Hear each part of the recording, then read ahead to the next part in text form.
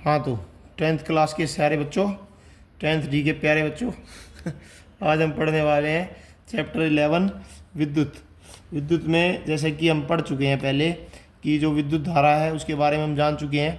आवेश के प्रवाहित होने की दर, इसके बारे में हमने पढ़ा था कि आवेश के प्रवाहित होने की दर को विद्युत धारा कहते हैं। अच्छा, आज का जो टॉपिक है वो है विभवांतर। विभवांतर सब बच्चे जानते हैं, विभवांतर को इंग्लिश में बोलते हैं वोल्टेज।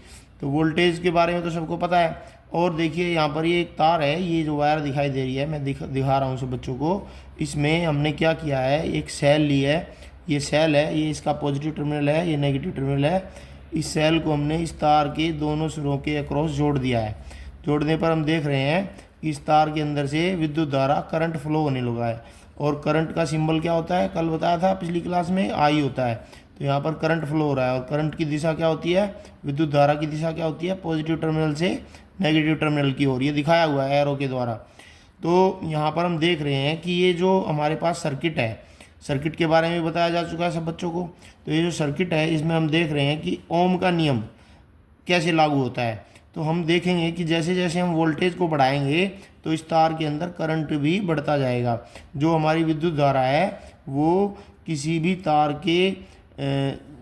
के अक्रॉस, तार के दोनों तरफ, तार के दोनों सिरों के बीच लगने वाले विभवांतर के समानुपाती होती है, मतलब डायरेक्टली प्रोपोर्शनल होती है। तो आपका ये जो करंट है ये वोल्टेज के साथ साथ बढ़ेगा। जैसे जैसे ये वोल्टेज बढ़ाओगे इस तार में करंट भी बढ़ता जाएगा। तो इसको ऐसे लिखते हैं, आई आपकी विद्युत धारा हो गई, करंट हो गया, ये समानुपाती है वोल्टेज के डायरेक्टली प्रोपोर्शनल है, ये समानुपाती का निशान है। तो इसको इक्वल करने के लिए हम क्या करते हैं, एक यहाँ पर स्थिरांक लगाते हैं जिसको आर से लिखते हैं, इसको कांस्टेंट भी कहते हैं, और इसको हम प्रतिरोध के नाम से जानते हैं। तो V इक्वल्स टू हो गया हमारा आई आर। आर यहाँ पर रेजिस्टेंस है, प्रतिरोध है, तार का प्रतिरोध। कोई भी जो तार होता है वो अपने अंदर से प्रवाहित होने वाली विद्युत धारा का विरोध करता है, और इस विरोध को ही हम आर से लिखते हैं। आर को हम प्रतिरोध कहते हैं, और प्रतिरोध का ऐसा ही मात्रक ओम होता है। तो अब किसी भी तार का जो प्रतिरोध होता है वो दो फैक्टर्स पर डिपेंड करता है। दो फैक्टर कौन से हैं, एक तो तार की लंबाई और दूसरा तार का वक्र काट का क्षेत्रफल। जैसे ये तार है तो इसकी तार की मोटाई को निर्देशित करता है ये, तो ये तार की मोटाई को दिखाता है, और ये इसको बोलते हैं वक्र काट का क्षेत्रफल, क्रॉस सेक्शनल एरिया बोलते हैं इसको। जैसे ये आपके पास ये पेन है तो ये जो एरिया है ये इसका क्रॉस सेक्शनल एरिया है।